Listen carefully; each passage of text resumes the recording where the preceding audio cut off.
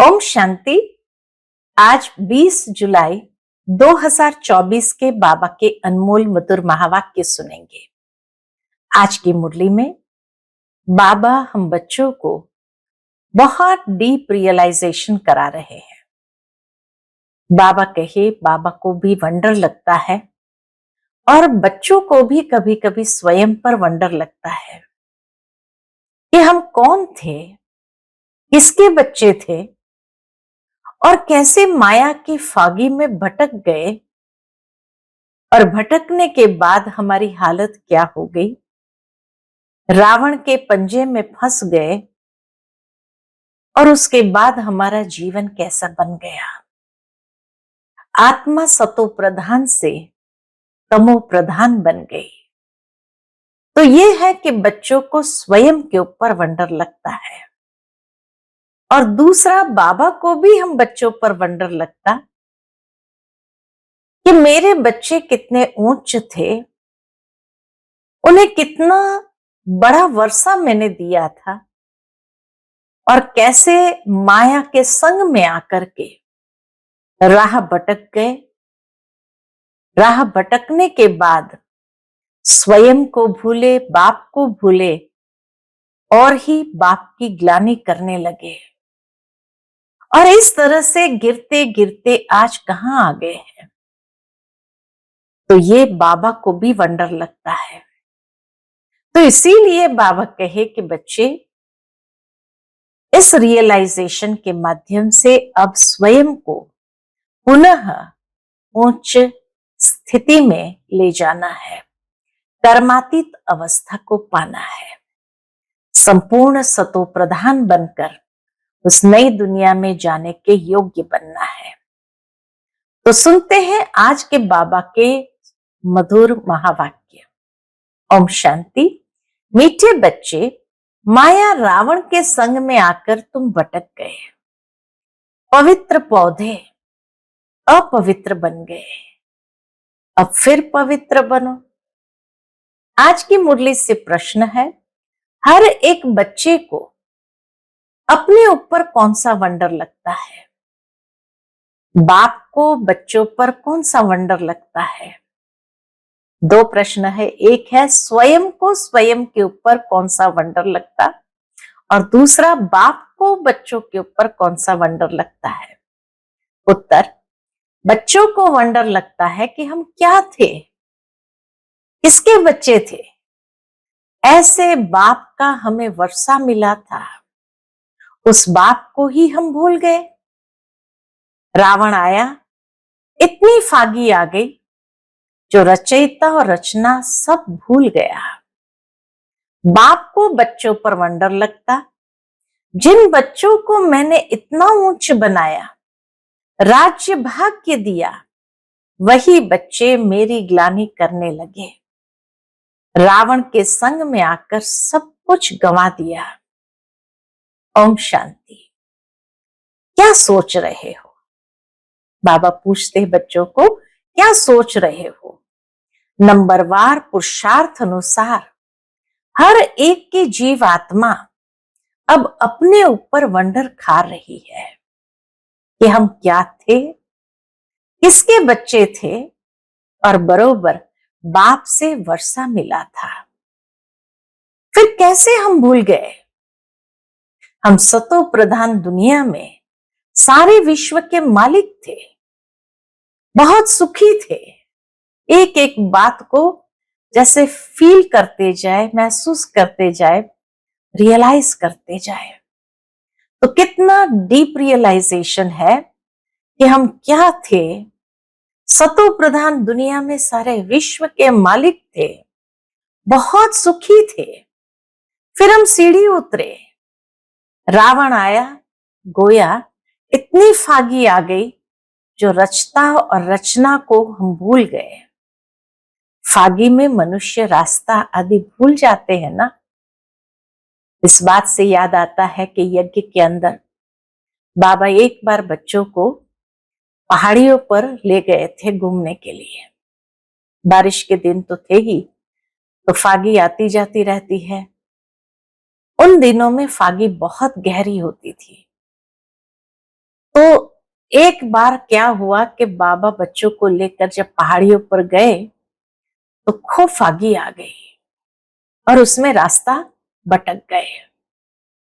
फिर सभी बाबा को याद करने लगे और फिर अनायास ही कोई वहां का व्यक्ति आया गांव का, उनसे पूछा तो फिर उसने रास्ता बता दिया और इस तरह वापस मधुबन में पहुंच गए थे।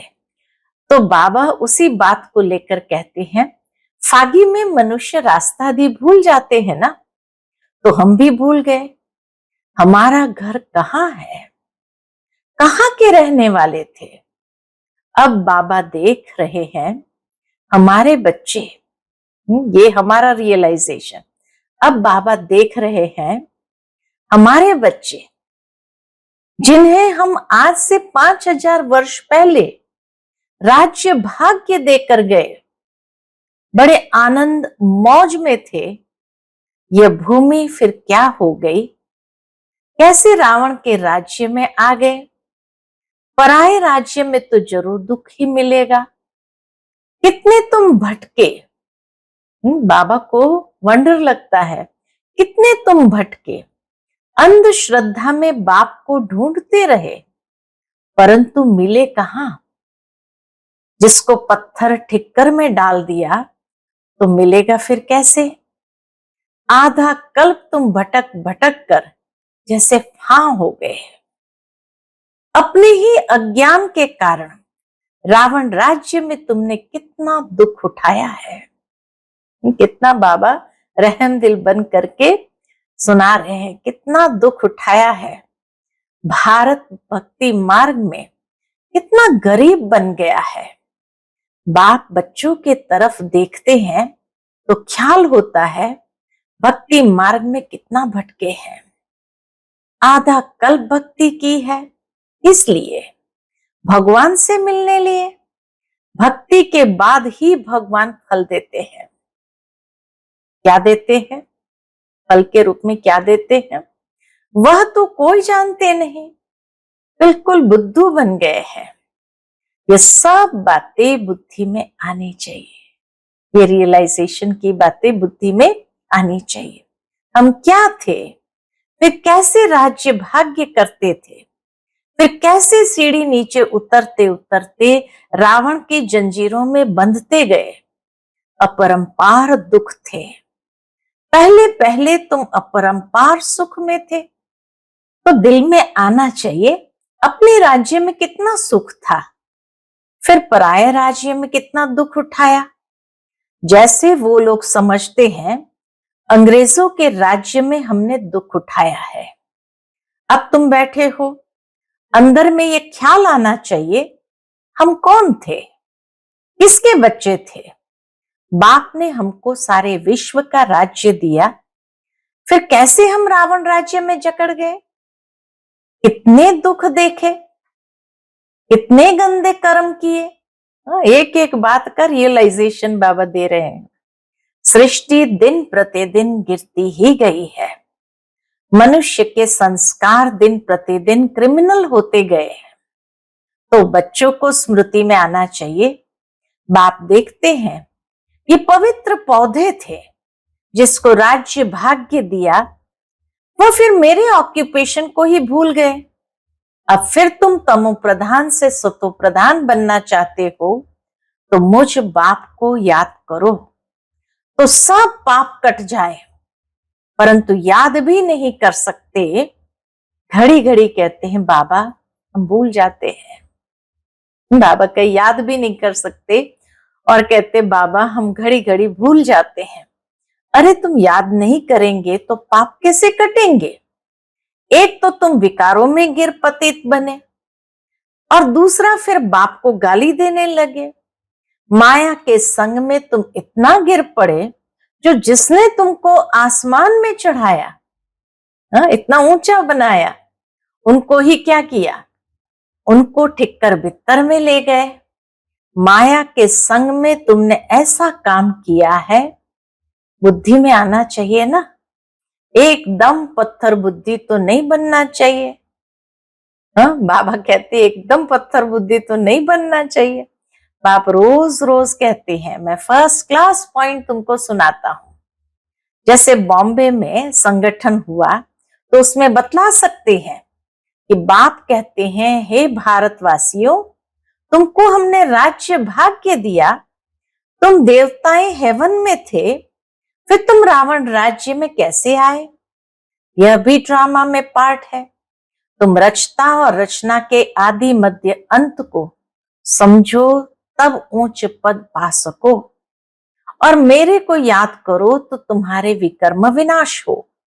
यहां भल सब बैठे हैं, फिर भी किसकी बुद्धि कहां, किसकी बुद्धि कहां है? बुद्धि में आना चाहिए, हम कहां थे? अब हम पराये रावण राज्य में आकर पड़े हैं, तो कितने दुखी हुए हैं। हम शिवालय में तो बहुत सुखी थे, अब बाप आए हैं वैशाली से निकालने, तो भी निकलते ही नहीं है। बाप कहते हैं तुम शिवालय चलेंगे, फिर वहां ये विष नहीं मिलेगा, यहाँ का गंदा खान पान नहीं मिलेगा। यह तो विश्व के मालिक थे ना, फिर ये कहां गए? फिर से अपना राज्य भाग्य ले रहे हैं। कितना सहज है। ये तो बाप समझाते हैं। क्या समझाते हैं? सब सर्विसेबल नहीं होंगे, नंबरवार राजधानी स्थापन करनी है, जैसे 5000 वर्ष पहले की थी। सतो प्रधान बनना है। बाप कहते हैं यह है तमो प्रधान पुरानी दुनिया। एक्यूरेट पुरानी जब होगी तब तो बाप आएंगे ना। बाप बिगर तो कोई समझा न सके। भगवान इस रथ द्वारा हमको पढ़ा रहे हैं, यह याद रहे तो भी बुद्धि में ज्ञान हो, फिर औरों को बताकर आप समान भी बनाए। बाप समझाते हैं पहले तो तुम्हारे क्रिमिनल कैरेक्टर्स थे, एक एक कर्मों का रियलाइजेशन, कैरेक्टर का रियलाइजेशन, कैसे हमारी स्थिति थी उसका रियलाइजेशन। तो बाबा समझाते पहले तुम्हारे क्रिमिनल कैरेक्टर्स थे जो मुश्किल सुधरते हैं। आंखों की क्रिमिनलिटी निकलती नहीं है, एक तो काम की क्रिमिनलिटी वो बहुत मुश्किल छूटती है, फिर साथ में 5 विकार है। क्रोध की क्रिमिनलिटी भी कितनी है, बैठे बैठे भूत आ जाते हैं। यह भी क्रिमिनलिटी हुई ना, बैठे बैठे भूत आ जाना, यह भी तो क्रिमिनलिटी हुई ना। सिविलाइज्ड तो हुए नहीं। नतीजा क्या होगा? 100 गुना पाप चढ़ जाएगा। घड़ी घड़ी क्रोध करते रहेंगे। बाप समझाते हैं तुम अभी रावण राज्य में तो नहीं हो ना, तुम तो ईश्वर के पास बैठे हुए हो, तो इन विकारों से छूटने की प्रतिज्ञा करनी है। बाप कहते अब मुझे याद करो, क्रोध मत करो। कई दिनों से बाबा की लगातार मुरली क्रोध के ऊपर आ रही है। 5 विकार तुमको आधा कल्प गिराते आए हैं, सबसे ऊंच भी तुम थे, सबसे जास्ती गिरे भी तुम हो। इन 5 भूतों ने तुमको गिराया है। अब शिवालय में जाने के लिए इन विकारों को निकालना है। इस वैशाली से दिल हटाते रहो, बाप को याद करो तो अंत मति सुगति हो जाएगी। तुम घर में पहुंच जाएंगे और कोई ये रास्ता बता नहीं सकते हैं।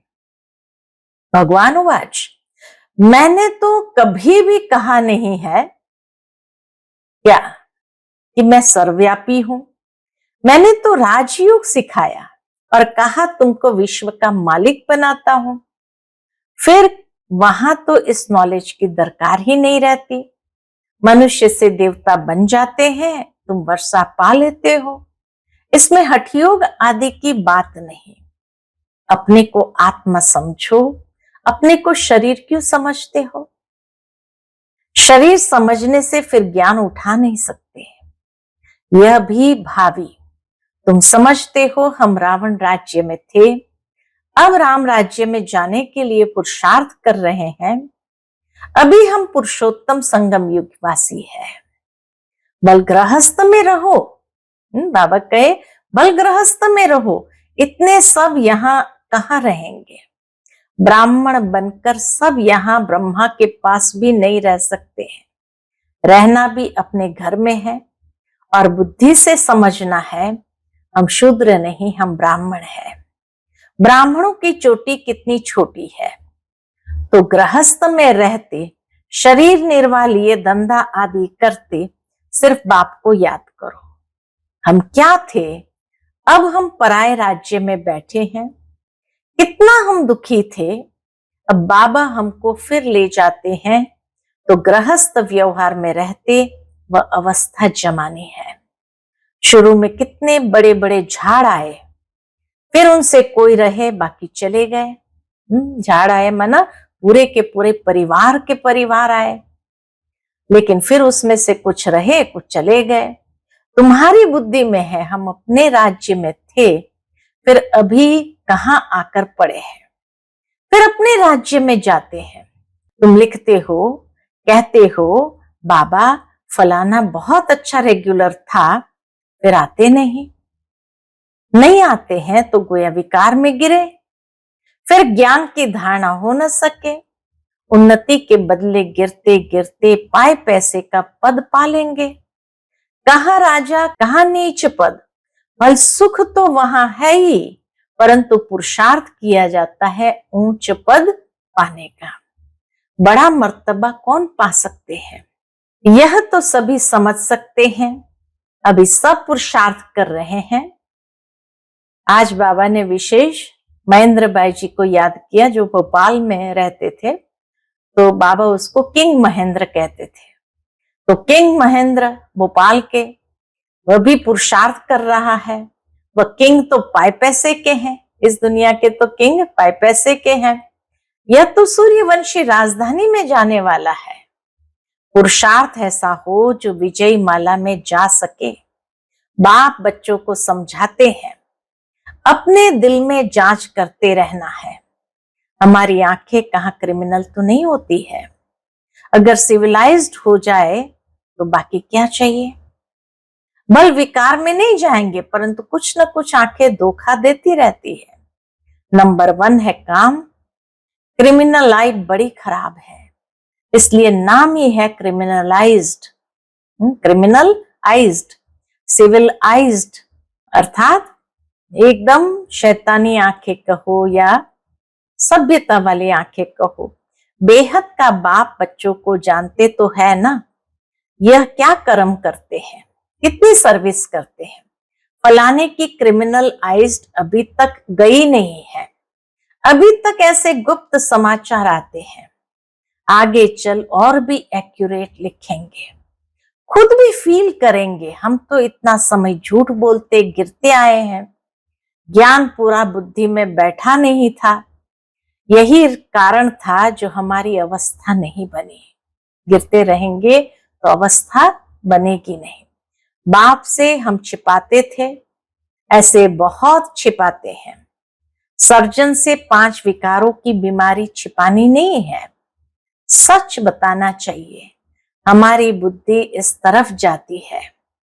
हाँ, ऐसे बाबा को स्पष्ट बताना चाहिए कि हमारी बुद्धि इस तरफ जाती है, अर्थात बुरे ख्यालात के तरफ जाती है, शिव बाबा तरफ नहीं जाती। बताते नहीं है तो वह वृद्धि को पाती रहती है। अब बाप समझाते हैं, बच्चे देही अभिमानी बनो, अपने को आत्मा समझो। आत्मा भाई भाई है।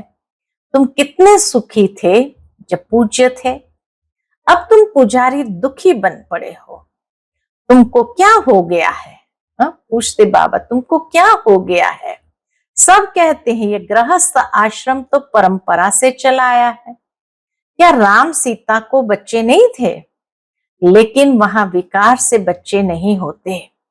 अरे वह तो है ही संपूर्ण निर्विकारी दुनिया। वहां भ्रष्टाचार से पैदाइश नहीं होती, विकार नहीं था। वहां ये रावण राज्य होता ही नहीं, वह तो राम राज्य है। वहां रावण कहां से आया? मनुष्य की बुद्धि बिल्कुल चट खाते में है। किसने की? चट खाते में कौन ले गया? किसने की? मैंने तुमको सतो प्रधान बनाया था, तुम्हारा बेड़ा पार किया था, फिर तुमको तमो प्रधान किसने बनाया? रावण ने। यह भी तुम भूल गए हो। कहते हैं यह तो परंपरा से चला आता है। अरे परंपरा कब से? कोई हिसाब तो बताओ। कुछ भी समझते नहीं। बाप समझाते हैं तुमको कितना राज्य भाग्य देकर गए। तुम भारतवासी बहुत ही खुशी में थे और कोई था ही नहीं। क्रिश्चियन भी कहते पैराडाइज था। चित्र भी देवताओं के हैं। उनसे कोई पुरानी चीज तो है नहीं। पुराने ते पुराने या लक्ष्मी नारायण होंगे या इन्हों की कोई वस्तु होगी। सबसे पुराने ते पुराना है श्री कृष्ण। नए से नया भी श्री कृष्ण था।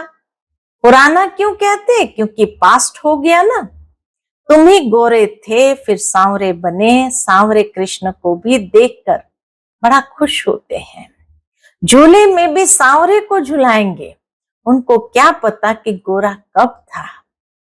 कृष्ण को कितना प्यार करते हैं। राधे ने क्या किया? बाबा कहे राधे ने क्या किया? बाप कहते तुम यहाँ सत्य के संग में बैठे हो। बाहर कुसंग में जाने से फिर भूल जाते हो। माया बड़ी प्रबल है। गज को ग्राह हप कर लेते हैं। ऐसे भी है। अभी भागे कि भागे। थोड़ा भी अपना अहंकार आने से और ही सत्यानाश कर लेते हैं। काम विकार पर बताया, क्रोध पर बताया, बाबा अहंकार पर आए कि अहंकार आने से ही सत्यानाश कर लेते हैं। बेहद का बाप तो समझाते रहेंगे, इसमें फंक नहीं होना चाहिए। बाबा ने ऐसा क्यों कहा? हमारी इज्जत गई। कहीं सोचते ना बाबा ने ऐसा क्यों कहा बड़ी सभा में हमारी इज्जत गई। अरे इज्जत तो रावण राज्य में चट हो ही गई है।